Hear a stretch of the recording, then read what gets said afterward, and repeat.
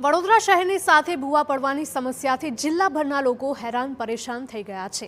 વડોદરા શહેરના રસ્તા પર ભૂવા પડવા હવે એક સામાન્ય બાબત થઈ ગઈ છે, પરંતુ હવે તેમાંથી સાવલી તાલુકો પણ બાકાત નથી રહ્યો, કારણ કે સાવલી કન્યા છાત્રાલયની સામે જ રસ્તા પર મસમોટો ભૂવો પડ્યો છે।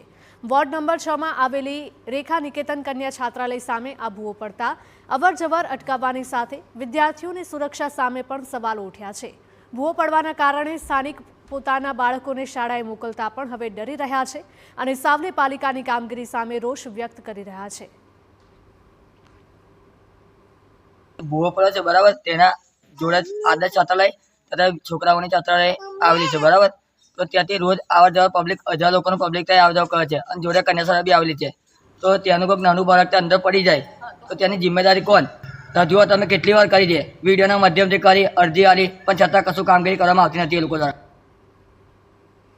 સાવલીના વોર્ડ નંબર 6 ના સ્થાનિકોનો આક્ષેપ છે કે તેમને પ્રાથમિક સુવિધાઓના નામે માત્ર સમસ્યાઓ જ મળી છે।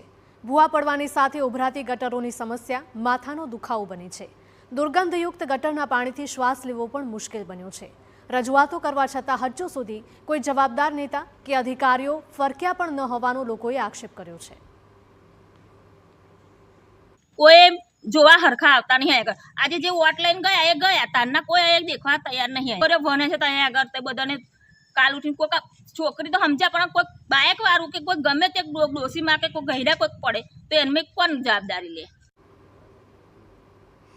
તો આ સમસ્યાઓના ઉકેલ માટે સ્થાનિકોએ સૂત્રોચ્ચાર કર્યા અને જો નિરાકરણ ન આવે તો આગામી પાલિકાની ચૂંટણીને બહિષ્કાર કરવાની ચીમકી ઉચ્ચારી।